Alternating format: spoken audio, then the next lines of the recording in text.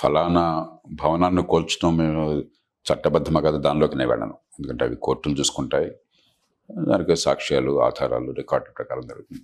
మనకేమైందంటే నగరాలు పెరిగిన కొద్దీ ఒకప్పుడు పెద్దగా విలువ లేని భూములు ఇవాళ కోట్ల రూపాయలకి వచ్చేసినాయి. అలాగే లక్షలాది మంది పొట్ట చేత పట్టుకుని గ్రామాల నుంచి నగరాలకు రావడం చేత భూముల ఆక్రమణలు, భూమి మీద బాగా ఒత్తిడి, రకరకాల వాళ్ళు లేఅవుట్లు వేయటాలు ఇష్టం వచ్చినట్టు, సరస్సుల ఆక్రమణలు, డ్రైన్ల ఆక్రమణ, డ్రైన్లు పూర్తి చేయటాలు, ఇవన్నీ జరిగి నగరం నరకంగా మారుతుంది. ఆ నేపథ్యంలో ఎన్నికైన ప్రభుత్వం క్రమబద్ధంగా ఈ భూములు రక్షించడానికి, చెరువులు రక్షించడానికి అనుకుంటే పూర్తిగా మనం ఆహ్వానించాలి. ఏ ప్రభుత్వం అయినా కూడా ప్రభుత్వం ఒకసారి ఎన్నికైన తర్వాత అది మన ప్రభుత్వం. ఈ పార్టీ ఆ పార్టీ అది పక్కన పెట్టండి, ఈ కులం ఆ కులం పక్కన పెట్టండి. మన పన్నుల డబ్బుతో పనిచేస్తుంది మన ప్రభుత్వం. కాబట్టి ప్రభుత్వం మంచి ఉద్దేశంతో కనుక ఒక కార్యక్రమం చేపట్టినట్టయితే మనం వెంటనే దాన్ని ఆహ్వానించాలి, మద్దతు ఇవ్వాలి. అయితే ఇళ్లగానే పండుగ కాదు. మన దేశంలో ఏంటంటే ఆర్భాటం చాలా ఎక్కువ ఉంటుంది, హడావిడి ఉంటుంది. తర్వాత దీర్ఘకాలం దాన్ని కొనసాగించడం కానీ, శాస్త్రీయంగా సమగ్రంగా సమన్వయం చేయడం కానీ ఉండదు. అంచేత ఫలితాలు పెద్దగా రావు. చివరికి ప్రజలకి నమ్మకం పోతున్నా ఇలా చాలాసార్లు చూసాం అనుకుంటారు. కాబట్టి సమగ్రంగా చేయాలి. ఉదాహరణ లేక్స్ ఉన్నాయనుకోండి, మనకు దాదాపుగా 40% లేక్స్ దాన్ని పూర్తి చేసి రకరకాలుగా ఆక్రమణ గురైనని చెప్పని చెప్తున్నారు. హుస్సేన్ సాగర్ అట్లా అయిపోయింది. ఒకప్పుడు హుస్సేన్ సాగర్ 100 ఏళ్ల క్రితం మంచినీళ్ళ చెరువు. ఇవాళ ఏమైంది, ఆక్రమణలే కాకుండా మలమూత్రాలు, సూవేజీ, తర్వాత పారిశ్రామిక కాలుష్యాలు దానిలో గడుతున్నాయి. చివరి హుస్సేన్ సాగర్లో పడిపోతే ఎవరన్నా చనిపోయేది మునగటం వల్ల కాదు, ఆ విషం వల్ల చచ్చిపోతారు. అలా అయిపోయింది. ఓకే, మనం ఏదో ఒక ఆర్భాటం చేయడం కాకుండా ఒక పద్ధతి ప్రకారం చేయాలి. నాకు బాగా గుర్తున్నది, నేను కూకట్పల్లి శాసనసభ్యుడిగా ఉండగా అక్కడ చాలా లేక్స్ ఉన్నాయి, డ్రైన్స్. వర్షం వస్తే వరదలు మనకంతా చూస్తున్నాం. కొన్ని చోట్ల డ్రైన్ మీద వాళ్ళు ప్లాట్ఫామ్ కట్టేసి ఓకే 3 అంతస్తుల బిల్డింగ్ కట్టారు డ్రైన్ మీద. ఇది అడుగు ఆక్రమించుకోవటం తర్వాత చూద్దాం. డ్రైనేజ్ పైన డ్రైన్ మీదే. ఓకే, నేను అప్పుడు ఆనాడు మున్సిపల్ కమిషనర్, నగరపాలక సంస్థ మున్సిపల్ మంచి అధికారం ఒక ఆయన ఉన్నాడు. ఓకే, ఆయన ఆ రంగంలో విదేశాల్లో కూడా శిక్షణ పొందాడు మున్సిపల్ పరిపాలన మీద. మంచి అధికారి, సమర్థుడు. నా దగ్గర పనిచేశాడు పూర్వం, నా శిష్యుడు ఆయన. నేను ఆయనకి చెప్పాను, ఏమంటే స్థానికంగా ఉన్న అధికారులు చేయలేరు, ఈ సర్కిల్ స్థాయిలో ఒత్తిళ్ళు ఉంటాయి. కాబట్టి మీరు నగరపాలక సంస్థ స్థాయి నుంచి, కేంద్ర స్థాయి నుంచి ఒక టీంని పంపించి ఇవన్నీ కూడా, ఈ డ్రైన్లోనే కూడా ఆక్రమణలు ఉన్నాయని కూడా తొలగించి పారేయండి అని చెప్పాను. ఏదో శనివారం పూనుకున్నది, కోర్టులు గొడవ లేకుండా ఉంటుందని శనివారం పూనుకున్నారు. వెంటనే అన్ని పార్టీల కార్పొరేటర్లు, శాసనసభ్యులు కలిసిపోయి రోజు తెచ్చుకుంటారు, పోటాడుకుంటారు, పోటీ ఉంటుంది. ఈ విషయం అందరూ కలిసిపోయి కమిషనర్ కంటే పై స్థాయికి వెళ్ళి రాజకీయ ఒత్తిడి తీసుకొచ్చి ముందు ఆపించారు. ఇది డ్రైన్లు అడ్డుకుంటే వారం రోజుల్లో మున్సిపల్ కమిషనర్ని బదిలీ చేయించారు. కాబట్టి మనం ఏంటంటే ఈ పార్టీ ఆ పార్టీ అని లేకుండా దశాబ్దాల పర్యంతం రాజకీయ అవసరాల కోసం అని చెప్పాను, లేకపోతే అక్రమ సంపాదన కోసం అని చెప్పాను, మన వాళ్ళు ఆక్రమించుకుంటే, లేకపోతే కొన్ని సందర్భాల్లో పాపం నిజంగా పేదలు కష్టంలో ఉన్నారని కూడా కావచ్చు. ఎందుకంటే ఇప్పుడు పేదలు ఎక్కడ మారుమూల ప్రాంతాల నుంచి వచ్చి అక్కడ ఏదో గుడిసేసుకున్నారు అనుకోండి, మనం పద్ధతి లేకుండా ఎష్టొచ్చి తీసి పారేస్తే వాళ్ళు ఎక్కడ బతుకుతారు. కానీ అది డ్రైన్ ఆక్రమించుకుంటే, డ్రైన్ని అడ్డుకుంటే అది ఒప్పుకోకూడదు. చిన్న చిన్నవే తర్వాత చూస్తున్నాం అనుకోవచ్చు. ఇలాంటిది లేకుండా ఒక వాతావరణాన్ని సృష్టించింది ఈ ప్రభుత్వాల వైఫల్యం వల్ల. రాజకీయ నాయకులే. హుస్సేన్ సాగర్ లో ఉదాహరణకి ఒకప్పుడు, నేను చెప్పేది 30-40 ఏళ్ల క్రితం, మరి ఈ భూ ఆక్రమణకి బాగా శ్రద్ధాస్తులైన వాళ్ళు, రాజకీయంగా బాగా పరపుతున్న వాళ్ళు పోయి అదే పనిగా ఎక్కడి నుంచో మట్టో లేకపోతే చెత్త తీసుకొచ్చేయటం, దాన్ని పూర్తి చేయటం, వెంటనే ఆక్యుపై చేసేయటం, రాత్రికి రాత్రి గుడిసెలు వేసేయటం, అక్కడ బోర్డులు పెట్టేయటం, అంతే. ఒక అధికారి ఈ హుస్సేన్ సాగర్ని కాపాడాలని చెప్పిన అలాగా చేస్తుంటే ఆయన 100 మందిని, వీళ్ళ స్థాయిలోనే ఆయన కూడా మనుషులను పెట్టి, వస్తాదులను పెట్టి, లారీలను పెట్టి ఆ రాత్రి మొత్తం తవ్వించేసి నీళ్ళలో కలిపించాడు. ఇంకే రకంగా దాన్ని కాపాడే అవకాశం లేకపోయింది. కాబట్టి దశాబ్దాల పర్యంతం నిర్లక్ష్యానికి గురైనాయి, ఆక్రమణకు గురైనాయి. కాబట్టి ఒక్కరోజు ఆర్భాటం కాకుండా పద్ధతి ప్రకారం చేయాలి. ముందు డ్రైన్లు ఆక్రమణ అడ్డు లేకుండా చూడాలి. ఎందుకంటే వర్షం వస్తే వరదలు వస్తాయి లేకపోతే. తర్వాత ఈ సూవేజ్ అంతా కూడా డ్రైన్లోకి పోకుండా మనకి ఏమవుతుంది, నగరపాలక సంస్థ లేకపోతే metropolitan water supply sewerage board ప్రకారం 1 కోటి జనాభా పైన హైదరాబాద్లో ఉంది కదా, గ్రేటర్ హైదరాబాద్లో 8 లక్షల కుటుంబాలకు మాత్రమే డ్రైనేజ్ సివరేజ్ కనెక్షన్స్ ఉన్నాయి. మిగతా వాళ్ళందరూ ఏమవుతుంది, నాలలోకి వెళ్ళిపోతుంది. ఇప్పుడు పెద్ద కాంప్లెక్స్ కడతారు, ఆధునిక, చూడడానికి కళ్ళు మెరిసెట్గా ఉంటుంది. దానికి ఏదో పేరుకి సివరేజ్ కనెక్షన్ ఆ ప్రాంతంలో సివర్ లైన్స్ లేకపోయినట్టయితే STP పెట్టమంటారు. వాళ్ళు ఏదో ఖర్చు పెట్టి పెట్టామంటారు. ఎస్టీపీ అయినాడు నడవదు. వాళ్ళ పైప్ లైన్ తీసుకెళ్ళేసి పక్కన లేక్లో పెట్టేస్తారు. ఆ లేక్ నుంచి కూకట్పల్లి నాలాగా పోతుంది. అక్కడి నుంచి మీకు హుస్సేన్ సాగర్కి వస్తుంది. అక్కడి నుంచి మూసీలో పడిపోతుంది. కాబట్టి పరిపాలన నగరాల్లో బాగు చేయడం అన్నది ఊరికే ఒక్కరోజు ఇది మంచిదే, పూర్తిగా మనం ఆహ్వానించాలి. కానీ దీంతో అయిపోయేది కాదు. మనం 2 రోజులు ఆర్భాటం ఉంటుంది, మర్చిపోతాం. తర్వాత దీర్ఘకాలం సమగ్రంగా సమన్వయం చేసి చాలా చిక్కా కలిగించే పనులు కొన్ని, కానీ పద్ధతి ప్రకారం చేయాలి. ఈ సివరేజ్ సిస్టమ్ ఉంది, అది బాగు చేయకుండా మీరు లేక్స్ బాగు చేయలేరు. లేక్స్ అన్ని కూడా నరకకోపం అయిపోయినాయి. ఇవాళ 100 ఏళ్ల క్రితం మంచినీళ్ళుగా ఉన్న హుస్సేన్ సాగరు ఇవాళ నరకంగా తయారైపోయింది. అవును సార్. కాబట్టి ఒక సమగ్ర వ్యూహం ఉండాలి. దీర్ఘకాలిక ప్రణాళిక పద్ధతి ప్రకారం సమగ్రంగా చేయాలి. అలా లేకపోతే కొంతకాలం సరదాగా ఉంటుంది. మీకు గుర్తుందో లేదో, ఓ 10-15 ఏళ్ల క్రితం ప్లాస్టిక్స్ అన్ని నిషేధిస్తాం హైదరాబాద్ అని చెప్పి ఆర్భాటం చేశారు. అవును సార్. చాలా సంతోషపడ్డాం. మన ఇళ్లలో కూడా మనకి organic waste, wet waste, dry waste, plastics అన్ని సపరేట్ చేసి అది పెట్టాం. తర్వాత నేను విన్నాను చాలా చోట్ల ఈ మొత్తం వేరు బిన్స్లో మీరు ఇచ్చినా కూడా వాడు గార్బేజ్ దీనిలో పోసినప్పుడు మొత్తం కలిపి పోసేస్తున్నారు. ఫలితం అంతా లేకుండా పోయాయి.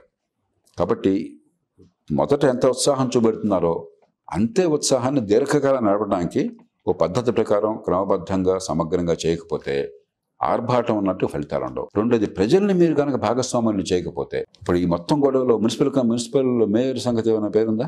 లేదు సార్. మన నగరానికి మేయర్ కదా, మొత్తం అధికారం అంతా కేంద్రీకరించే. అధికారం మొత్తం ముఖ్యమంత్రి హైడ్రాకి ఇచ్చేసింది. మరి ఎట్లా జరుగుతుంది అది? నగర మేయర్ సంగతి ఏంటి? నగరపాలక సంస్థ సంగతి ఏమిటి?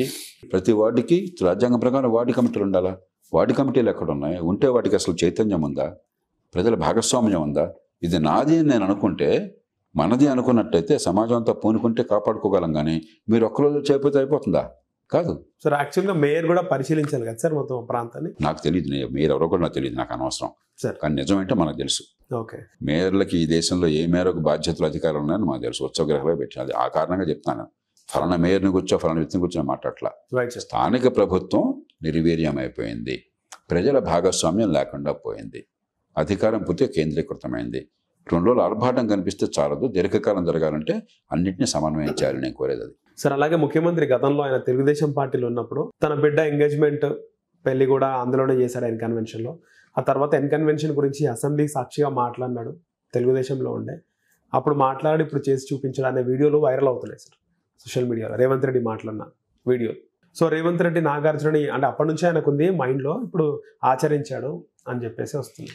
నాకు ఆ వివరాలు తెలియదు, నేను దానిలోకి వెళ్ళను. ఎందుకంటే సార్, నిబంధనలు అతిక్రమించి అక్రమంగా కట్టడాలుంటే చట్టబద్ధంగా పనిచేయాలి. చట్టం అలా కాకుండా ఉంటే మనం వ్యక్తిగతమైన కక్షలతో ఏ పని చేయకూడదు. అది ఏమిటి నిజం అన్నది నాకు తెలియదు, కాబట్టి నేను దానిలోకి వెళ్ళాను. అంటే అప్పుడు వ్యక్తిగతంగా కాదు సార్, ఈ సిద్ధాంతపరంగానే నిబంధనల గురించి ఆయన మాట్లాడడం జరిగింది. అందుకనే ఇప్పుడు అది తేల్చవలసింది న్యాయస్థానాలు కానీ పద్ధతి కానీ. అందుకని విషయం తెలియనప్పుడు దానిలో అనవసరంగా నోటు పెట్టి మాట్లాడాల్సిన అవసరం లేదు. ప్రతి దానిలో కూడా నాలాంటి వాళ్ళు నోరు చెప్పగలరు. ఇదే గతంలో మల్లారెడ్డి, ఆయన అల్లుడు రాజశేఖర్ రెడ్డి భూములపైన మున్సిపల్ రెవెన్యూ అధికారులు కూల్చడం జరిగింది సార్. అప్పటికి హైడ్రా అనేది ఇంకా అమల్లోకి రాలేదు కదా సార్ అప్పటికి. అందుకనే ఇప్పుడు వ్యక్తిగతమైన విషయాలు నా దగ్గర ప్రస్తావించద్దు. నాకు ఆ వివరాలు తెలియవు, నాకు ఆ ఇంట్రెస్ట్ లేదు సార్. నేను మొట్టమొదటి చెప్పాను, ప్రజా ప్రయోజనాలను కాపాడి ప్రజల ఆస్తుల్ని కాపాడడం కోసం ప్రభుత్వం నిర్ణయం తీసుకుంటే మనం అంతా ఆహ్వానించాలి, మద్దతు ఇవ్వాలి. దానిలో ఏ రకమైన సందేహం ఉండకూడదు. ఈ పార్టీ ఆ పార్టీ, ఈ కులం ఆ కులం మనకు అనవసరం. కానీ చేసేప్పుడు ఒక్కరోజు ఆర్భాటం కాకుండా ఇళ్ళగానే పండుగ కాదు, దీర్ఘకాలం ఫలితాలు ఉండాలని చెప్పంటే సమగ్రంగా మనం విషయాన్ని అధ్యయనం చేసి అన్ని రకాలుగా కూడా ప్రణాళికలు వేసుకుని సమగ్ర వ్యూహంతో చేయాలి తప్ప ఏదో ఒక్క దాంతో అయితే కుదరదు. ఎన్నో సందర్భాల్లో చేసి 2 రోజులు హడావుడి జరిగింది, తర్వాత అంతా పోయింది మనకు. అలా కాదు సార్. జిహెచ్ఎంసీ పరిధిలో దాదాపు 200 పైన చెరువులు ఉన్నాయి కదా సార్, అన్ని అమలయ్యే అవకాశం ఉందా సార్? ఇలా ఇప్పుడు గతంలో కొన్ని 100 చెరువులు ఉన్నాయని చెప్పేవాళ్ళు. అవును సార్. ఇప్పుడు నేను విన్న ప్రకారం 169 ఎన్నో ఉన్నాయి. దానిలో కొన్ని ప్రైవేట్ చెరువులు కూడా ఉన్నాయట. ఓకే, ఓన్లీ జిహెచ్ఎంసీలో ఓకే 169 అంటే కాస్త ఒక స్థాయి దాటిని. మరి చిన్న చిన్న కొంటలు ఉంటే ఉండొచ్చు, కానీ దానిలో నేను విన్న ప్రకారం 550 హెక్టేర్లు, అంటే హుస్సేన్ సాగర్ లాంటి పెద్ద వదిలేసేయండి, 550 హెక్టేర్లు విస్తీర్ణం ఉంటే అది 350కి తగ్గిపోయిందట. 40% ఈ పూడికలు, మరి ఆక్రమణలు, భవనాలు, పర్మిషన్లు రకరకాలు జరిగిపోయింది ఇప్పటిదాకా. కాబట్టి అవన్నీ ఒక్కరోజు తీసేయలేరు మీరు, ఎందుకంటే కొన్ని చోట్ల కొన్ని వేల మంది నివాసం ఉండొచ్చు అక్కడ. అందుకని ఎక్కడైతే తీవ్రమైన ఆక్రమణ జరిగినాయో, ఎక్కడైతే డ్రైన్లకు అడ్డు తగులుతుందో అలాంటివన్నీ ముందు ఫస్ట్ ప్రయారిటీగా వాళ్ళని తీసేయాలి. సమాజాన్ని కూడా దానిలో భాగస్వాములను చేయాలి ఎక్కడికక్కడ, ఒక పద్ధతి ప్రకారం చేయాలి. ఎందుకంటే దశాబ్దాల పర్యంతం జరిగినటువంటి నష్టాన్ని ఒక్కరోజు మీరు పోడ్చలేరు. ఈ పొరపాట్లు రాజకీయ పార్టీలో చేసినాయి. నేను శాసనసభ్యుడిగా ఉండగా నేను గట్టిగా పట్టుబట్టి మా చెరువులన్నీ కూడా సర్వే చేయించి అక్కడ ఫెన్సింగ్ వేయించేందుకు ఏర్పాటు చేశాను. మొత్తం నగరం మొత్తంలో చేయమని గట్టిగా కోరాను. సార్ నగరంలో కొన్ని చోట్ల చేశారు, కనీసం నా నియోజకవర్గంలో చేయించాను. ఎవరు దానికి వ్యతిరేకంగా అడ్డొచ్చిందెవరు? రాజకీయాలు అన్నాడు. సార్ మీ మరి ఇట్లా ఉంటే ఎట్లా సార్? మన కార్యకర్తలకు ఏదో ఉన్నారు కదా సార్, వాళ్ళు ఆక్రమించుకోవడానికి అవకాశం ఇవ్వాలి కదా, మరి వాళ్ళని పోషించుకోవాలి కదా, ఇది చర్చలు. సార్ కాబట్టి ఇది అంతా కూడా ఒక వికృతమైనటువంటి రాజకీయ పరిస్థితి వల్ల ఉత్పన్నమైంది. అంత అలాంటప్పుడు మారే అవకాశం కూడా ఉండదు కదా సార్? మారాలి, అవకాశం లేదని కాదు, ఒక్కరోజుతో జరగదు, ఇంతకాలం చిక్కుముళ్ళు పడ్డది. కాబట్టి దానికి దీర్ఘకాలిక వ్యూహం కావాలి, పటిష్టంగాను సమగ్రంగా చూడాలి. భూముల ఆక్రమణ తొలగించడం ఒకటి, డ్రైన్లు అడ్డు తొలగించడం ఒకటి, తర్వాత చెరువుల్లోకి ఈ సూవేజ్ అడగకుండా ఒకటి. చెరువు ఉండి ఊరికే అది సూవేజ్ పాయింట్ అయితే చెరువు ఎందుకు తగలట్నా, మురికి కోపంలో తయారైతే. కాబట్టి ఆ సూవేజ్ దానిలోకి వెళ్లకుండా చేయటం మరొకటి, దోమల నివారణ చేయటం మరొకటి. ఆహ్లాదకరంగా అక్కడ మీరు చేశారనుకోండి, ఆ చెరువు చుట్టూ అక్కడ ఒక గార్డెన్లా చేశారనుకోండి, అక్కడ సూవేజ్ అడగకుండా చేశారనుకోండి, అప్పుడు ఆటోమేటిక్గా ఆస్తిని ఎవరు ఆక్యుపై చేసుకోరు. అవును సార్, ఎందుకంటే జనం పెడుతున్నారు. అలా కాకుండా మీరు ఏదో కాగితం మీద పెట్టుకుని వాళ్ళు చేస్తారు, రేపొద్దున మళ్ళీ మామూలే. ఎంతకాలం మీరు కాపాడగలుగుతారు? సమాజాన్ని భాగస్వాములు చేయండి, సమాజానికి పనికొచ్చే ఆస్తులుగా వీటిని తయారు చేయండి. ఇన్ని లేక్స్ ఉంటే చక్కగా వాటర్ స్పోర్ట్స్ చేయొచ్చు. ఎందుకు కావట్లేదు? సూవేజ్ పాయింట్స్ అయిపోయినవి. వాటర్ స్పోర్ట్కి వెళ్ళమని ప్రాణం పెట్టిన ఒకసారి నేను వెళ్ళాను, మా కుటుంబంతో ఒకసారి హుస్సేన్ సాగర్లో వెళ్ళాను. మళ్ళీ ఎప్పుడు పొరపాటును కూడా బోట్లో వెళ్ళకూడదని నిర్ణయించుకున్నాను. స్మెల్ సార్, మరి ఆ కంపు భరించలేము మనం, సూవేజ్ పాయింట్ లాగా అయిపోయింది. కాబట్టి మీరు సహజ వనరుల్ని ఉపయోగించుకొని దాన్ని ఆహ్లాదకరంగా మారిస్తే సమాజం కాపాడుకుంటుంది. మీరు దాన్ని మురుక్కోపాలుగా కొనసాగిస్తే మీరు ఏం చేసిన సమాజం దానికి ఆసక్తి ఉండదు, కాపాడుకోదు. సార్ మీరు అన్న పాయింట్ ఒకటి బాగుంది సార్. అంటే గరీబ్ వాళ్ళు ఎక్కడి నుంచి వచ్చిన వాళ్ళ చెరువుల పక్కన చిన్న చిన్న గుడిసెలు వేసుకుంటే వాళ్ళని ఏమనొద్దు, కానీ ఉన్నవాళ్ళు ఆక్రమిస్తే ఖచ్చితంగా వాళ్ళకు. అందుకనే ఇప్పుడు మనకంటే సమస్య ఇంకో విషయం కూడా చూడాలి నరేష్. మనకేమైందంటే మారుమూల హుస్నాబాద్లో ఉన్నా, లేకపోతే ఆదిలాబాద్ జిల్లాలో ఉన్నా, లేకపోతే మరి నల్గొండ జిల్లాలో మారుమూల గ్రామంలో ఉన్నా కూడా పొట్ల చేతప్పుడు అందరూ హైదరాబాద్ ఒక్కటే దిక్కన్న పరిస్థితి తయారైంది. చిన్న చిన్న నైపుణ్యం, పెద్దగా నైపుణ్యం లేదు, పెద్దగా ఆదాయం వచ్చే అవకాశం లేదు. ఇప్పుడు పెద్ద నైపుణ్యం ఉందనుకోండి, మహానగరాలు తప్ప ఇంకో చోట వాళ్ళని మనం ఉపయోగించుకోలేం. చిన్న నైపుణ్యం ఉన్నప్పుడు అందరూ హైదరాబాద్కి రావాల్సిన అవసరం లేకుండా ఎక్కడెక్కడ చిన్న పట్టణాలు వచ్చినాయి అనుకోండి, ఇక్కడ 15,000 రూపాయలు వచ్చేటువంటి ఆదాయం అక్కడ 15,000 హాయిగా బతకచ్చు. ఇక్కడ 15,000తో బతుకు దుర్భరం. అవును సార్. మీకు కొనడానికి ఇల్లు లేదు, కుటుంబంతో ఉండలేరు, అందుకని వీళ్ళంతా ఒంటరిగా వస్తారు. కుటుంబాన్ని అక్కడ ఉంచేసి ఇక్కడ ఆలన పాలన ఉండదు, వాళ్ళు పట్టించుకున్న అవసరం ఉండదు. ఇక్కడ పని ఉన్న చోట పోవాలంటే 15-20 కిలోమీటర్లు వెళ్ళి రావాలి. ఒక్కరోజు పని లేకపోతే పస్తులు ఉండాలా, మరి ఒకరోజు జబ్బు చేస్తే పట్టించుకున్న వాళ్ళు లేడు. అదే అక్కడ పక్కన ఆ గ్రామం పక్కనే చిన్న పట్టణం బాగా డెవలప్ అయింది అనుకోండి, ఈ రోజుల్లో కరెంట్ అన్ని చోట్ల ఉంది, ఈ రోజుల్లో మొబైల్ ఫోన్ అన్ని చోట్ల ఉన్నాయి, టీవీ ఉంది, ఇంటర్నెట్ ఉంది, రవాణా సౌకర్యం లాంటివి కల్పించి అక్కడ మనం ప్రోత్సహించామనుకోండి, వీళ్ళు చాలామంది ఇక్కడ రావాల్సిన అవసరం లేదు అసలు. ఎందుకు సార్ ప్రభుత్వం ఈ విధంగా ఆలోచించట్లేదు? మనకి రాజు ఎక్కడుంటే అక్కడే రాజధాని, రాజు రాజధాని ఉన్నది అభివృద్ధి, మిగతా అంతా వల్లకాడు. ఈ వాతావరణం మన దేశంలో వచ్చింది. ఓకే, కానీ మనం ఉన్న నగరం తప్ప మిగతావన్నీ వల్లకాడు. ఇప్పుడు తెలంగాణలో, పూర్వం ఆంధ్రప్రదేశ్లో హైదరాబాద్ ఒక్కటేగా చేసింది. అవును సార్, హైదరాబాద్ బాగా చేశారు ఉన్నతలో, చాలా తప్పులు ఉన్నాయి హైదరాబాద్లో కూడా, కానీ మిగతా నగరాలతో పోలిస్తే మనం మెరుగు వస్తాయి, దానిలో అనుమానం లేదు. కానీ హైదరాబాద్ తప్ప ఇంకోటి అనుకుంటే ఎట్లాగా? హైదరాబాద్లో కూడా బిల్డింగ్లు కట్టడమును కొన్ని చేయడం తప్ప అసలు డ్రైనేజ్ లేదు ఇక్కడ. 1 కోటి జనాభా ఉంటే 8 లక్షల కుటుంబాలకే మీకు డ్రైనేజ్ వ్యవస్థ ఉన్నది, మిగతా కనీసం 20 లక్షల కుటుంబాలు ఉంటాయి ఇక్కడ, మిగతా 12 లక్షల కుటుంబాలకి అసలు డ్రైన్లు కనెక్షన్ లేదు. మంచినీళ్ళు గోదావరి నుంచి, కృష్ణ నుంచి వేల కోట్లు ఖర్చు పెట్టి తీసుకొస్తున్నాం ఇక్కడికి, 40-50% మూసిలో కలిసిపోతుంది, ఇళ్ళకి నీళ్ళు వెళ్లకుండా. డిస్ట్రిబ్యూషన్ సిస్టమ్ లేదు. మనం ఉతికే ఏదో పైపైన చూస్తున్నాం, లోతుగా చూడాలి. ప్రతి రూపాయి సద్వినియోగం కావాలి, ప్రతి ఒక్కరికి సౌకర్యాలు అందాలి. మెట్రో కట్టాము, మంచి మెట్రోకి మిగతా మన ఇంటికి సంధానం లేదు. అందుకని మెట్రోలో వెళ్ళాలని కోరుకున్నా కూడా లాస్ట్ మైల్ కనెక్టివిటీ లేక చాలామంది సొంత స్కూటర్లు ఇంకోటి తంటలు పడాల్సి వస్తుంది. మెట్రోకి డబ్బులు లేవు, అందుకని ట్రాఫిక్ హెవీగా ఉన్నా కూడా 15 నిమిషాలకు రైలు వేస్తున్నారు, 5 నిమిషాలు కూడా రైలు అయిపోతున్నారు. ఈ డబ్బులు ఏమిటంటే డబ్బులు లేవు సార్ అంటున్నారు. డబ్బులు ఎందుకు లేవంటే సార్ టారిఫ్ పెట్టట్లేదు, మేము ఇప్పటికే 1,400 కోట్ల రూపాయలు వడ్డీలు కడుతున్నాము, కనీసం టారిఫ్ పెంచితే కనీసం పెట్టిన ఖర్చు వస్తే మేము రైలు కొనవచ్చు, రైలు కొంటాం, డబ్బులు లేవు. ఈ గుర్రప్రాణ లేకపోతే గుర్రం పోతుంది. మనం ప్రతి కూడా అర్ధంతరంగా చేస్తున్నాం, ఏదో అరకొరగా చేస్తున్నాం, అలా లాభం లేదు. సమగ్రంగా చేయాలి, దీర్ఘకాలికంగా చేయాలి, అన్నింటినీ సమన్వయం చేయాలి, ముందు చూపు ఉండాలి. నేను చెప్పేది అది. ఏదన్నా మంచి చేస్తే వీఆర్ ఆల్ హ్యాపీ, కానీ మనం అనుకున్న ఫలితాలు రావట్లా. ఒక పక్కన టెక్నాలజీ రావాలి, ఉత్పత్తి రావాలి, మరో పక్కన ప్రభుత్వం కఠినంగా నియంత్రించాలి. ప్లాస్టిక్ మీద బోర్డు ఆర్భాటం చేసేటప్పుడు మళ్ళీ అంతా మర్చిపోయినారు, మళ్ళీ మామూలే. సార్ అందుకని ఒక్కరోజు ఇళ్ళగానే పండుగ కాదు, ఒక్కరోజుతో కాదు. ఒక ఇంట్లో మన ఇంట్లో రోజు శుభ్రంగా ఉంచుకోవటం ఎంత కష్టమో ప్రతిరోజు చేయాలి. మళ్ళీ రేపు పొద్దున మళ్ళీ మొదలెట్టాలిగా. అవును సార్. ఇవాడు నిన్న ఊడ్చాను కదా ఇల్లు, నిన్న బాత్రూమ్ క్లీన్ చేశాను కంటే లాభం కదా. మన నగరం కూడా అంతే, ఒక్కరోజుతో హడావుడేది కాదు. ఏదో సినిమాలో లాగా ఒకే ఒక్కడిలాగానో ఒక సినిమా సీన్ లాగా ఒక పాట పాడగానే సినిమా సీన్ మారిపోయేది కాదు. నిరంతరం శ్రమ కావాలి, అందరినీ సమన్వయం చేయాలి. అక్కడ ప్రభుత్వాలకి ఆ శక్తి లేదు. అందుకే నేను చెప్పేది సమాజాన్ని ఇన్వాల్వ్ చేయాలి. అందుకనే మీరు వార్డు కమిటీ లాంటి ఏర్పాటు చేసి, ఇప్పుడు మనకు అపార్ట్మెంట్ కాంప్లెక్స్ ఉంది, అందరూ పూనికిన తాళాలు పెడితేనే కదా ఇక్కడ మనకు అన్ని సరిగ్గా ఉండేది. మరి ఇంత పెద్ద మహానగరం జనంతో పూనుకోపోతే ఎట్లా అవుతుంది? అంత ఒక అధికారి చేసేస్తాడా? ఎలా చేస్తాడు పాపం ఆయన? ఎలా సాధ్యమవుతుంది? సార్ అంటే మీరు అన్నట్టు ఒకవేళ జిహెచ్ఎంసీ మేయర్ కానీ వేరే అధికారులు వస్తే కింద నుంచి వాళ్ళు ఒత్తిడి తెచ్చే అవకాశం ఉంటుంది. ఇక్కడ ఒక ఓన్లీ హైడ్రాకి సంబంధించి రంగనాంది పెడితే వేరే వాళ్ళ ఒత్తిళ్ళు ఉండవు అనే ఉద్దేశం ఉండొచ్చు. నేను కాదంటలా. ఇప్పుడు ఆక్రమణ తొలగించడం కోసం మీరు పోలీసులు పెట్టండి, మీరు చేయండి. ఇప్పుడు ఎక్కడ ఆక్రమణ తొలగించాలా, ఏది చాలా సమస్యగా ఉంది, ఎక్కడ డ్రైన్ పూడికి పడుతుంది, ఇవన్నీ ఎవరికి తెలుస్తాయి? లోకల్ స్థానిక ప్రజలకు తెలుస్తాయి. స్థానిక ప్రజలు భాగస్వాములు అయ్యి సరిగ్గా చేస్తే అప్పుడు ఈ ఒత్తిడి కూడా ఉండవు. మీరు మేయర్ కోదమని అంటలా, వార్డు కమిటీలు పెట్టండి, ప్రజలను భాగస్వాములు చేయండి, ట్రాన్స్పరెంట్గా ఓపెన్గా డిస్కస్ చేయండి. మన దేశంలో అన్నీ కూడా కేంద్రీకృతం చేసి ప్రధానమంత్రి ముఖ్యమంత్రి తప్ప ఇంకెవరు లేకుండా చేశాం. పరిపాలన అట్లాగా దీర్ఘకాలం మంచి ఫలితాలు ఇవ్వదు. చైనా లాంటి దేశంలో కూడా, నియంతృత్వ దేశంలో కూడా అధికారాన్ని పూర్తిగా వికేంద్రీకరించారు. మన దేశంలో వికేంద్రీకరణ అంటే మనకు చాలా వ్యతిరేకం. అంతా కేంద్రీకరించి కూర్చోవాలా. కేంద్రీకరిస్తే ఒక స్థాయి మించి ఫలితాలు రావు. ఏదో పైపైన కనిపిస్తుంది అంతే, చివరికి పెద్ద పరిస్థితులు మారవు. మీరు ఒకసారి ఈ పాషా కోర్టు దాటి దుర్గానగర్కి వెళ్ళండి, రోడ్లు ఎలా ఉన్నా చూడండి. అవును సార్.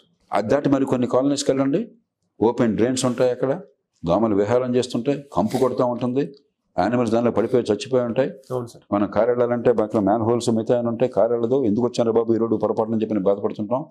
ఎలా ఇది? ఇవన్నీ సెంట్రలైజ్ సిస్టమ్ ద్వారా సాధ్యమా?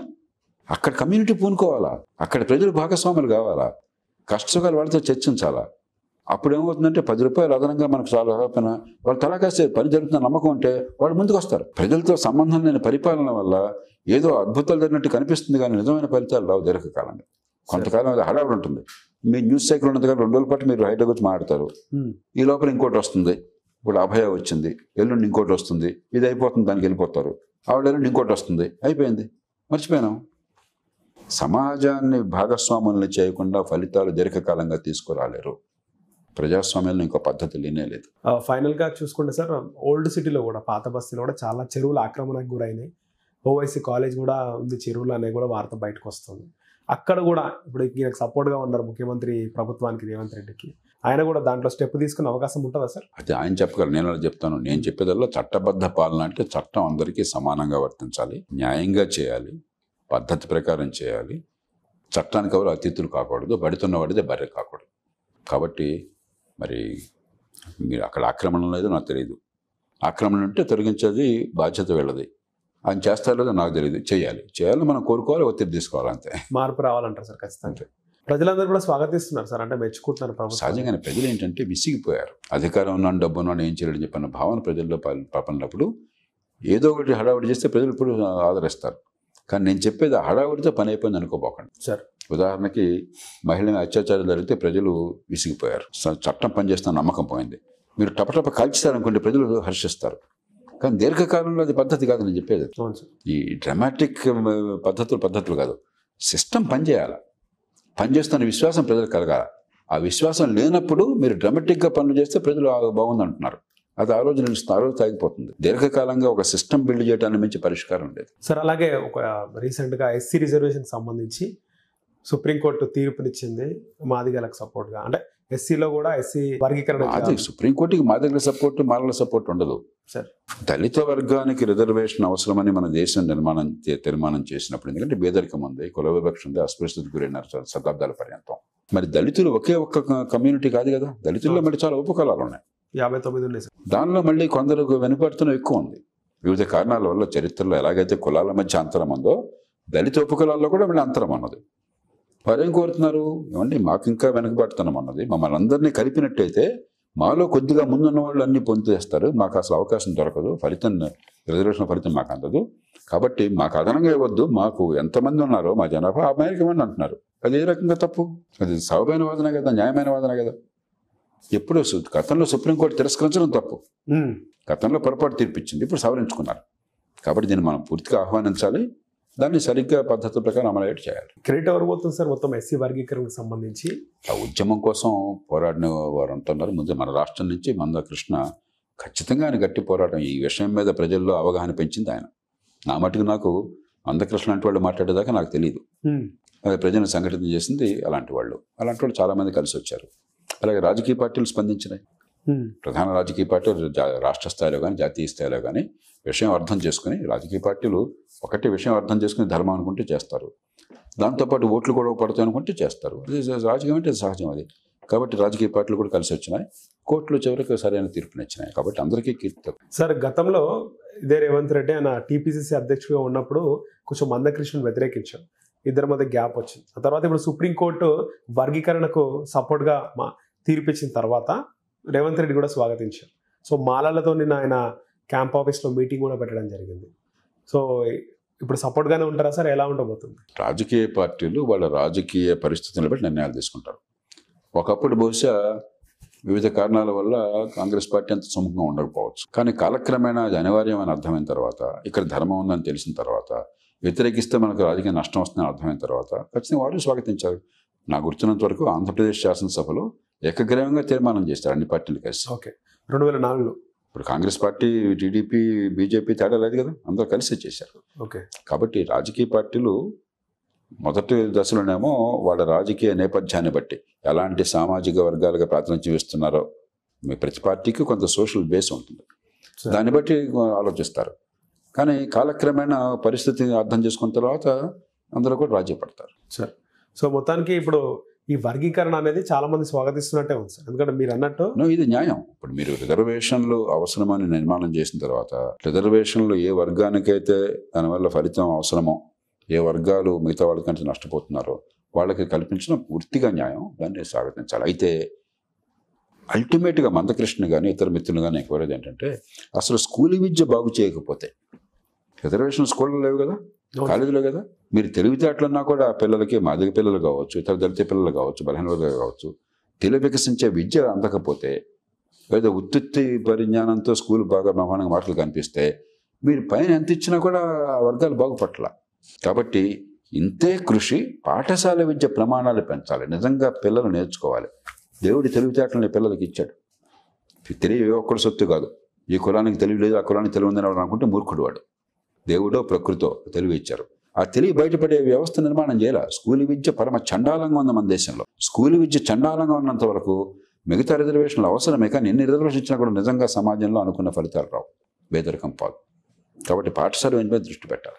చాలా వరకు పిల్లల్ని కూడా పంపించట్లేదు సార్ పాఠశాల.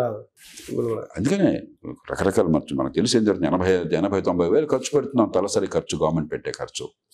మరి చదువు ఎట్లా అంటుందో మనందరికీ తెలుసు. నిరుపేద కుటుంబాలు సైతం శక్తికి మించి డబ్బు ఖర్చు పెట్టి త్యాగాలు చేసి ప్రైవేట్ స్కూల్లో పంపిస్తున్నారు. పోనీ ప్రైవేట్ స్కూల్లో చదువు బాగుందా?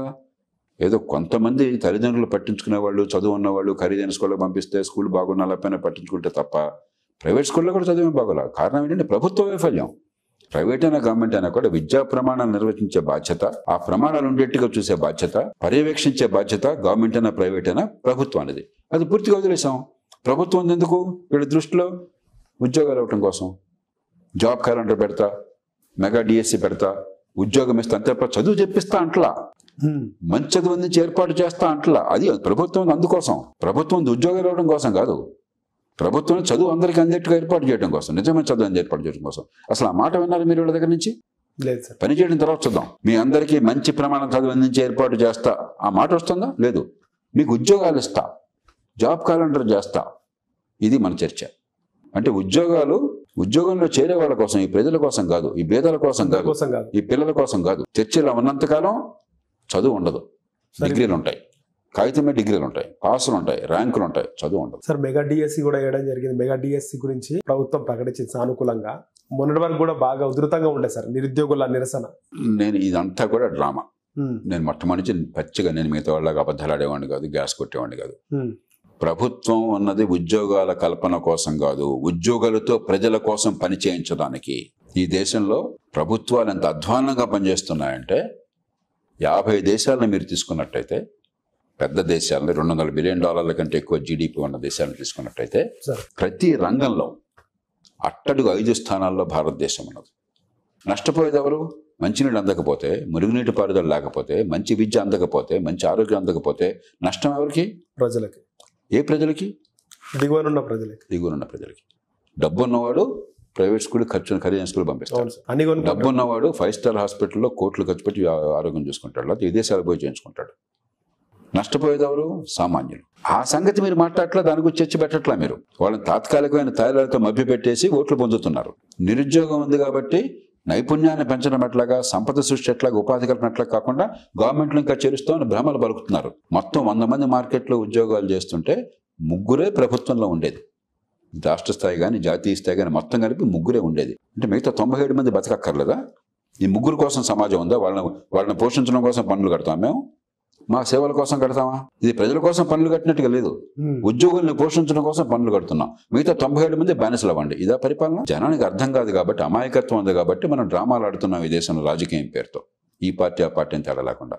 నేను ఏనాడు కూడా దాన్ని నిజం దాచను. సరే, ఏ ప్రభుత్వం వచ్చినప్పటికీ కూడా రేవంత్ రెడ్డి ముందు నిరుద్యోగులకు సపోర్ట్గా చాలా వరకు కూడా నిరసనల కార్యక్రమంలో ఎన్నుకుండి నడిపించినాడు. ఇప్పుడు ఇదే బీఆర్ఎస్ నడిపిస్తుంది. అంటే ఆ కుర్చీలో కూర్చోగానే నిరుద్యోగుల సమస్యలు మర్చిపోతారా సార్? అందుకనే నిజమైన సంపద సృష్టితో ఉపాధి వస్తుంది. నిజమైన సంపద సృష్టి కావాలంటే నైపుణ్యం కావాలి ఒక పక్కన, పనిచేసే శక్తి కావాలి ఒక పక్కన, పెట్టుబడులు, పారిశ్రామికీకరణ, ఉత్పత్తి పెరగాలి మరో పక్కన. ఈ 2 కలిస్తేనే ఉపాధి వస్తుంది అన్న సంగతి మనం చెప్పడం మర్చిపోయినాం. ఇప్పుడు నరేష్, మీరు ఉద్యోగం చేస్తున్నారు కదా. అవును సార్. నరేష్కి మాట్లాడడం చేత కాదు, విషయం ఏమీ తెలియదు, ఏమీ నేర్చుకోలేదు. ఆ కెమెరా అంటే తెలియదు.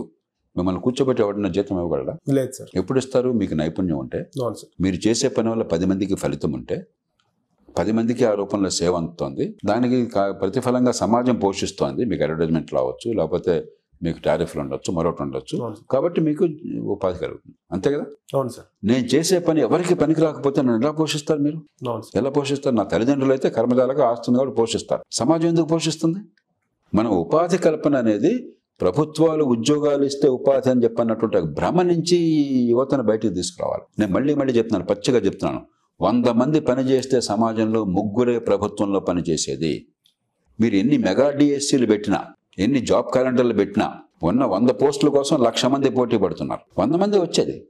మిగతా 99,900 మంది సంగతి ఏంటి? అసలు వాళ్ళు ఉత్పత్తి చేసే సమాజంలో మనం ఇటు కూర్చున్నాం.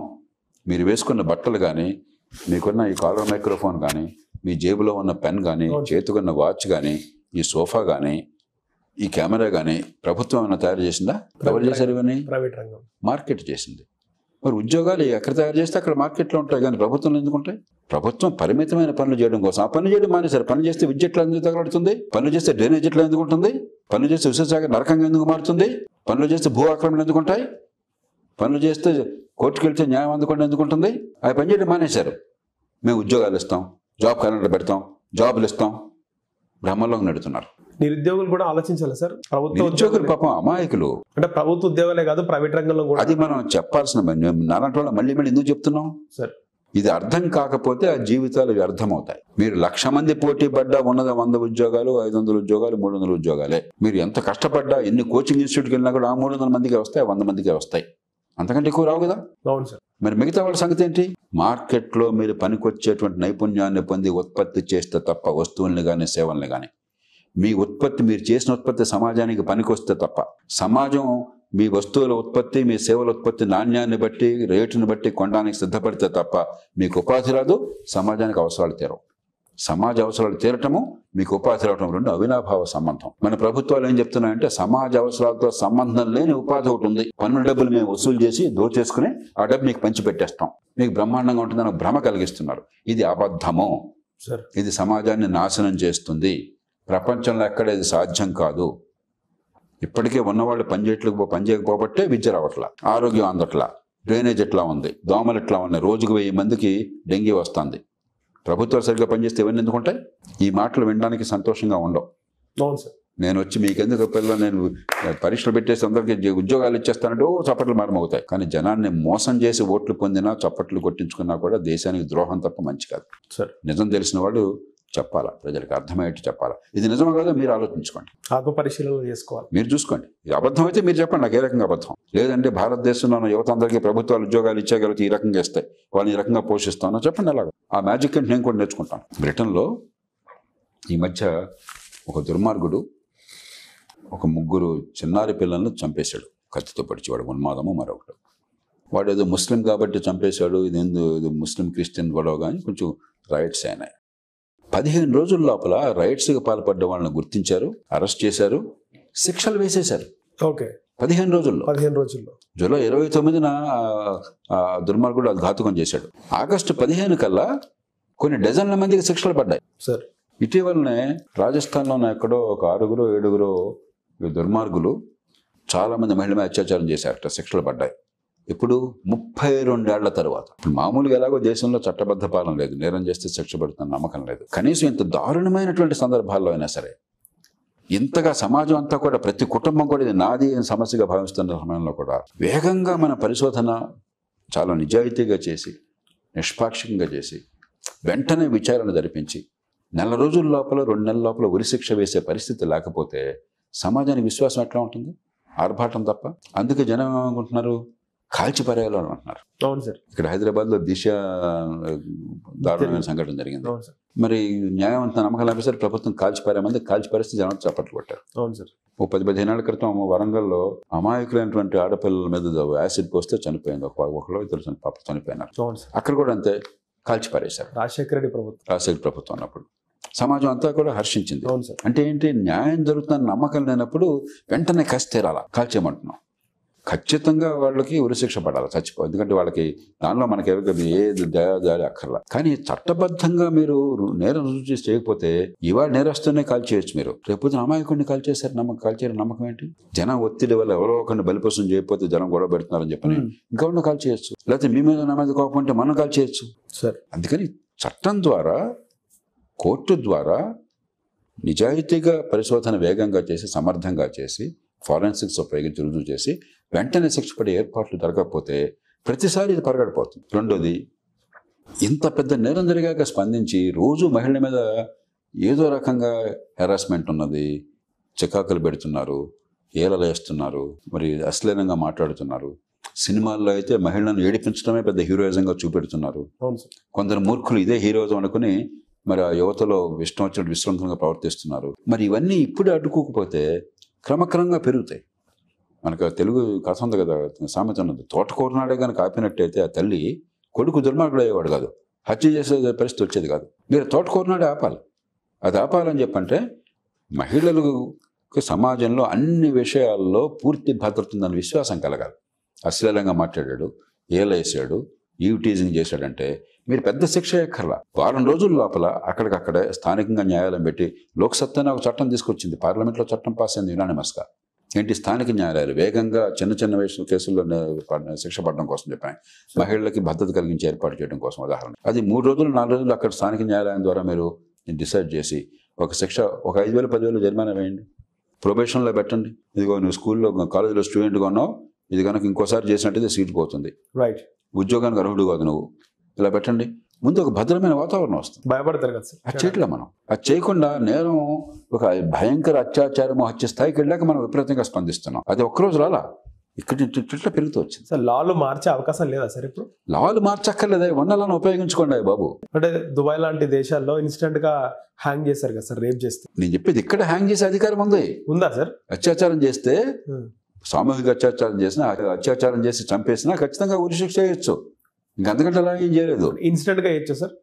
ఇన్స్టెంట్ గా ఎట్లా వేస్తారు? మీరు నిర్ధారణ కావాలి కదా, నిర్ధారణ వేగంగా చేస్తే ఇన్స్టెంట్ గా వేయచ్చు. ఓకే, మీరు 32 ఏళ్ల తర్వాత నిర్ధారణ చేసి 32 తర్వాత తొలుగుతుంది, అది చెప్పేది నేను. అంతే సార్. 32 ఏళ్ల తర్వాత కాదు, 32 రోజుల్లో చేయండి అంటున్నాను నేను. రైట్. అది మనం చేయలేక చట్టం మార్చాలి. నీకు చట్టం మారిస్తే ఏంటి మ్యాజిక్ ఇదేమన్నా? మళ్ళీ నేర పరిశోధన చేయాలా, నేరం రుజువు చేయాలా, కోర్టులో పెట్టాలా, ఈ పద్ధతి ఉండాలి కదా. అది లేకపోతే రాజుగారి బుర్రలో పెట్టినట్టుగా సఫా చేయాలా, సఫా చేయాలంటే గోండా రాజ్యం అవుతుంది, లేకపోతే అమాయకుడిని చంపేస్తారు. అవును సార్, ఆధారాలు లేకుండా. కాబట్టి చట్టబద్ధ పాలనకి మనం ఏర్పాట్లు చేయకుండా మనం విన్యాసాలు చేస్తున్నాం. అలాగే పెద్ద నేరాల దాకా వెయిట్ చేస్తున్నాం, చిన్న నేరాలు పట్టించుకోకుండా. అవును సార్. మూడోది, బాంబేలో కొన్ని సంఘటనలు పేపర్లో వచ్చింది. లోకల్ ట్రైన్లో మహిళలు వెళుతుంటే మహిళ మీద అత్యాచారం జరుగుతుంటే అక్కడున్న మగ మహారాజులంతా కూడా తెలియనట్టు తరఖా చెప్పుకొచ్చినారంట. అంటే ప్రతి మనిషికి ఒక పోలీసుని ప్రభుత్వం కట్టగలదా? మన కళ్ళెదురుగా ఒక ఆడపిల్లని ఏడిపిస్తుంటే, అన్యాయం జరుగుతుంటే గొంతెత్తి 10 మంది కూడా ఆపే శక్తి లేదా మనకి? ఇలా జరిగితే మనం అంతా హడావుడిగా స్పందిస్తామా? ఆ వార్తలు నిజమైనట్టయితే, ఆ ట్రైన్లో పోతుంటే మహిళ మీద అత్యాచారం జరుగుతుంటే మౌనంగా ఉన్నారు అని చెప్పి నిజమైనట్టయితే, ఇది ప్రభుత్వం బాధ్యత కాదు. మన సంగతి ఏంటి? పౌరులంగా ప్రతి ఒక్కళ్ళం నేను పట్టించుకుంటాను, ఆ తప్పులు జరగనివ్వను, ఆడపిల్లని ఈవిటిజం జరగనివ్వను, ఏలవేయడం జరగనివ్వను, ఆడపిల్ల మీద చేస్తే నేను ఊరుకోను, మేము ఎంతో పట్టుకుంటాం అని చెప్పని మనం ఆ భరోసా ఇవ్వాలి మనం. కాబట్టి సమాజం కూడా ఆలోచించాలి. ఊరికే ఉపన్యాసాలు ఇచ్చి బాధ్యత కూడా మేము అర్థం కాదు. చివరిది, ఇలా చేస్తున్న మగవాళ్ళు ఎక్కడి నుంచి వచ్చారు? వీళ్ళ మార్స్ నుంచి, వేరే గ్రహం నుంచి వచ్చారు. మనతో ఉన్న వాళ్ళే, మన కుటుంబాల నుంచి, మన సమాజం నుంచి వచ్చారు కదా. అంటే మగపిల్లల్ని పెంచడంలో మనం ఎక్కడో చాలా తప్పు చేస్తున్నాం. ఆడపిల్ల మగపిల్ల సమానం, ఇతర పరస్పర గౌరవం కానీ మగవాడు చాలా గొప్పవాడు, ఆడపిల్లని ఏమన్నా చేయొచ్చు అన్న భావాన్ని చిన్నతనం నుంచి మనం కలగజేస్తున్నాం తెలియకుండానే.